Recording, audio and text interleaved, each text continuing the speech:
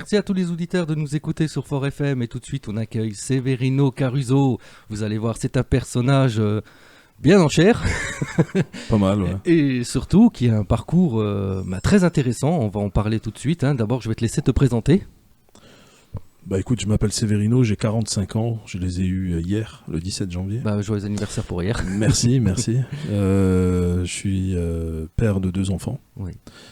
Donc je suis marié aussi, j'ai une épouse très agréable, que j'aime beaucoup, heureusement. Sinon j'ai une entreprise de transport médical et puis je suis aussi... j'ai été chanteur, je le suis toujours, mais un peu en stand-by. Oui. Et donc, je suis croyant, voilà, je suis chrétien pratiquant.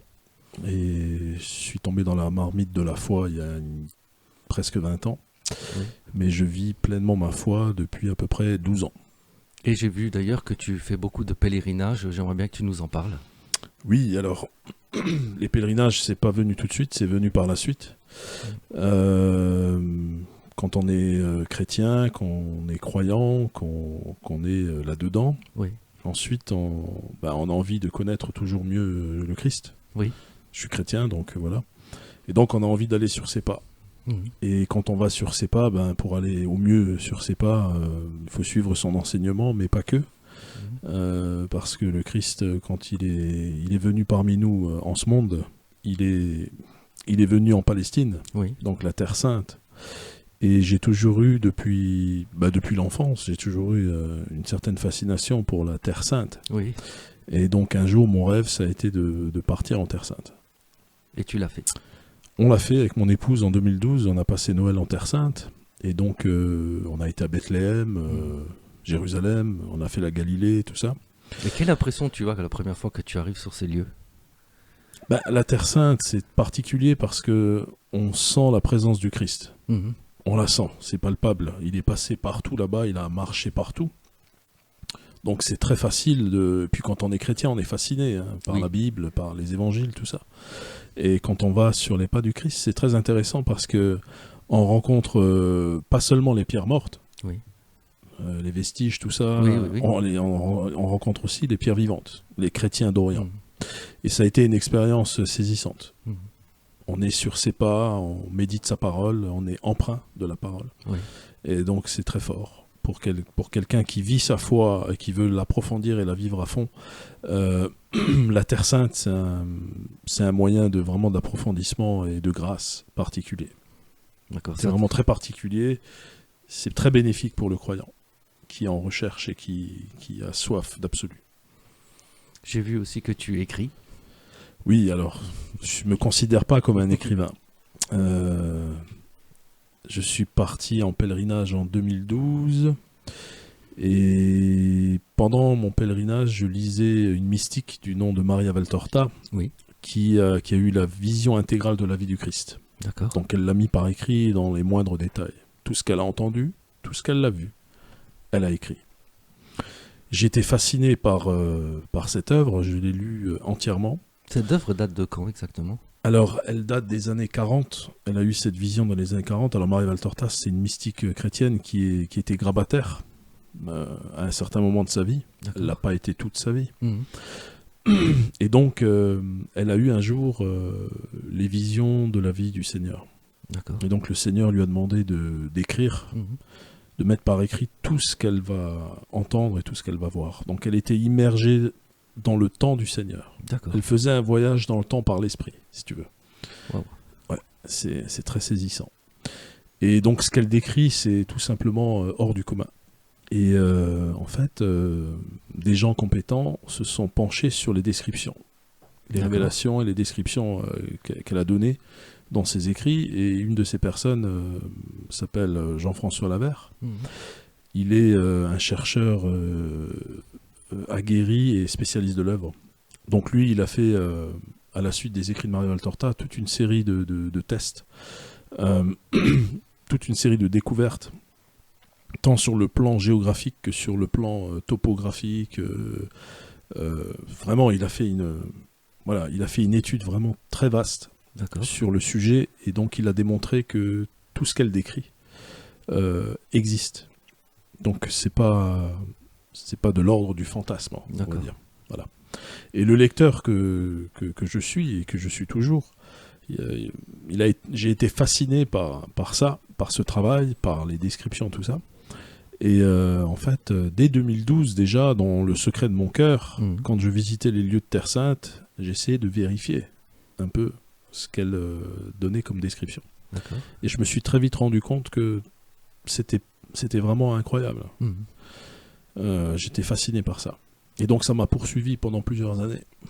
J'avais ce désir d'aller là-bas, en Terre Sainte, sur certains des lieux, pour les découvrir plus profondément, et pour faire vivre ça surtout aux gens, enfin aux pèlerins, des personnes qui seraient susceptibles d'être intéressées par la démarche, tu vois. Oui, bien sûr. Parce que d'un point de vue spirituel, il y a un enrichissement hors du commun. Il n'y a pas de mots, je ne peux pas te l'expliquer avec des mots. Le Seigneur nous dit dans cette œuvre, ça sera comme une nécessité de réconfort pour celles et ceux qui iront sur mes pas en Terre Sainte. D'accord. Donc une nécessité de réconfort. Et c'est tout à fait ça. C'est tout à fait ce qui se passe quand on va là-bas, au plus près, sur les pas précis du Seigneur à travers les descriptions de l'œuvre.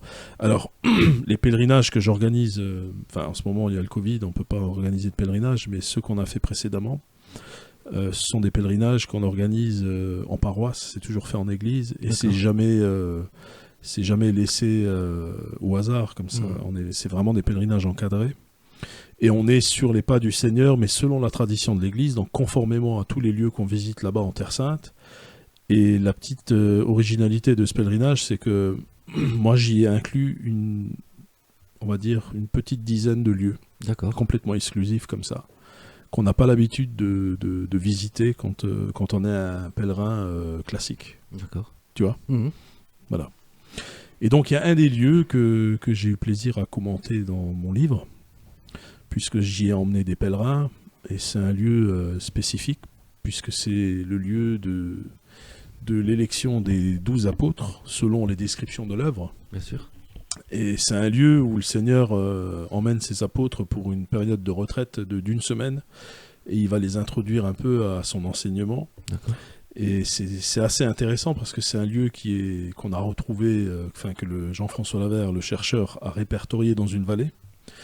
Et nous, moi en tant que lecteur, en tant que pèlerin, avec une petite équipe de chercheurs lambda, local, et puis un autre lecteur qui est mon ami aussi, que je décris dans le livre, on a eu la bonne idée d'aller vérifier. D'accord. Voilà, donc on a Vous êtes rendu sur place, quoi. Ah oui, on a retrouvé la vallée telle que décrit, tel que donné par le chercheur. Et on a pu retrouver le massif qui correspondait mot pour mot à la description qu'elle en faisait. D'accord. Elle disait par exemple que le Seigneur habitait sur ce massif la grotte la plus au-dessus. D'accord. Et les apôtres, les grottes qui étaient un peu tout autour du mont. Disparent sur le mont. Voilà. Donc elle donnait une description un peu, je dirais, très significative de l'environnement.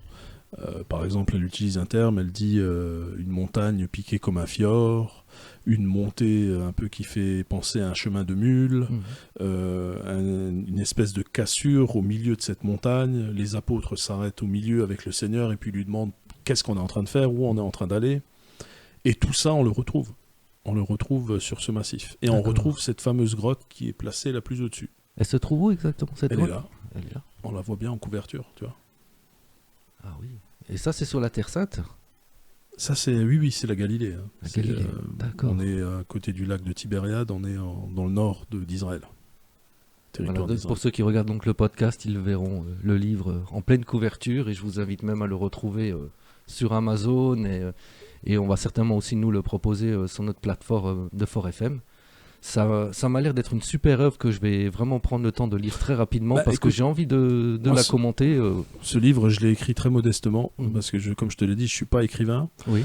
On m'a demandé de l'écrire parce qu'il y a une petite aventure derrière tout ça. Il y a un peu de travail aussi, de la recherche. Donc c'est intéressant. Et puis si on veut approfondir le sujet, je pense que le livre, il introduit bien dans le sujet. Super. Voilà. Donc il y a une partie un peu, je dirais, aventure au départ. Donc j'explique comment on en est arrivé à aller là-bas, comment on a retrouvé cette vallée, comment on a répertorié le bon massif à la suite des travaux de Jean-François Lavert, qui est le chercheur. D'accord. Ensuite, je rends un témoignage par rapport au pèlerinage, et puis je fais le commentaire, je me suis permis de le faire. Je donne le commentaire un peu de ce qui est donné spirituellement dans la vallée. D'accord. Voilà. Alors, je tiens juste à préciser que ce passage de l'œuvre que je commande de Maria Valtorta, ce n'est pas l'évangile. Maria Valtorta n'est pas l'évangile. Ah oui, mais c'est l'illustration de l'évangile. D'accord. C'est-à-dire que c'est une œuvre privée qui nous introduit au mystère évangélique. D'accord. C'est-à-dire qu'on a les écritures canoniques, on a l'évangile qui est reconnu, qui est la révélation publique, oui. Et on a cette œuvre qui n'est pas reconnue, mais qui est un outil pour illustrer au mieux le message de l'évangile. Donc cette œuvre nous permet d'aller au cœur de l'évangile pour comprendre ce que le Seigneur veut nous dire, mais de façon un peu plus, je dirais, avec un éventail un peu plus élargi. D'accord. Voilà. Mais ce n'est pas l'évangile. L'évangile, ça reste l'évangile. Et... Donc moi, si tu veux, je fais pas l'apologie de l'œuvre. D'accord. Pour moi, on n'a pas besoin de cette œuvre pour être croyant. Mais elle peut nous aider à nous introduire un peu plus explicitement dans le message de l'évangile. D'accord. Et tout à l'heure, on parlait de pèlerinage. C'est toi qui les organises ? Oui. Si on veut justement venir à ces pèlerinages, comment on te contacte ? Actuellement, ça fait 2 ans qu'on est en stand-by à cause du Covid. Oui. Donc on a déjà repoussé 2 pèlerinages. J'en ai annulé un qui devait avoir lieu au mois de mars et qui aura certainement lieu au mois d'octobre. Donc ça sera le 3e sur ce thème qu'on va faire. D'accord. Bon, des pèlerinages, on en a déjà fait 4. Oui. J'en ai fait 3 exclusivement sur ce thème. D'accord. Voilà. 2 officiels, 1 non officiel et un 4e, je dirais, où on a partagé les lieux, mais où j'ai choisi certains des lieux décrits dans l'œuvre de Maria Valtorta pour justement faire vivre une autre expérience au pèlerin. D'accord. Tu vois. Voilà. Et donc c'est possible de venir, de demander de se rendre à ces pèlerinages avec toi, quoi. Oui, bien sûr. On va organiser le prochain, je pense, si la pandémie, si ça s'arrête un peu avec le Covid, je pense qu'on repartira au mois d'octobre. Très bien, super. Et là, après, on fera ce qu'il faut pour faire passer l'information. Et Alors, ce qu'il faut savoir, c'est que j'organise ça avec une agence palestinienne. D'accord. Enfin, israélienne, puisque maintenant, elle est à l'ouest. Elle ne se situe pas vraiment dans la vieille ville de Jérusalem. D'accord. Ce sont des Palestiniens chrétiens. Et donc, je travaille avec une agence française aussi pour... la liaison. Pour co-organiser le pèlerinage, l'événement. Et c'est toujours fait dans le cadre d'une paroisse, donc ma paroisse, avec un prêtre, soit mon prêtre, le curé de ma paroisse, soit un prêtre qui se porte volontaire pour accompagner le groupe et pour apporter un soutien spirituel. Parce qu'en fait, on a, si tu veux, moi j'accompagne. Oui. Bien évidemment, je me permets de présenter certains des lieux, de faire un commentaire, d'introduire les gens dans une forme de méditation, dans une ambiance priante, tout ça. Mais après, on a aussi le prêtre, qui est un soutien spirituel, qui est un accompagnateur hors pair, parce qu'il a la connaissance. Ouais, puis il vient nous donner l'enseignement de l'évangile. Et puis surtout, on célèbre la messe sur le lieu, qui correspond à la révélation. C'est-à-dire que le Seigneur, quand tu vois par exemple la multiplication des pains, nous on va sur le lieu et puis après on célèbre la messe, tu vois. Ah super, ouais. Voilà. Donc il y a le Jourdain, il y a plein d'autres lieux, il y a les lieux de la tradition qui sont des lieux plus ou moins reconnus. Et on vit sur ces lieux-là, on vit le pain de la parole. C'est ça qui est intéressant. Super. Voilà. Est-ce que tu as quelque chose à rajouter ? Écoute, je te remercie de m'avoir invité. C'était avec grand plaisir. C'était, pour moi, ça reste très simple. Mon livre, il est ce qu'il est. Il fait son petit bonhomme de chemin. Je suis assez content. Donc... Severino Caruso, La vallée d'Arbel et l'élection des 12 apôtres, que je vous invite vraiment à lire. Ça m'a l'air vraiment d'être une œuvre, comme tu dis, donc qui explique En fait, mon livre, c'est pas une œuvre. Je pense que c'est un petit livre. C'est ton œuvre écrite, en tout cas. Oui, c'est mon petit bébé, mais bon, il raconte un peu mon histoire par rapport à l'œuvre de Maria Valtorta, qui, elle, est vraiment une œuvre. D'accord. C'est une œuvre vraiment très, très spéciale. En tout cas, j'ai très hâte de lire. Et je te remercie vraiment d'être venu nous expliquer un petit peu ton parcours et nous parler de ton livre sur notre radio. Merci. Tu es le bienvenu quand tu veux. Merci. Et j'espère à très bientôt, Severino. Merci beaucoup. Merci à toi.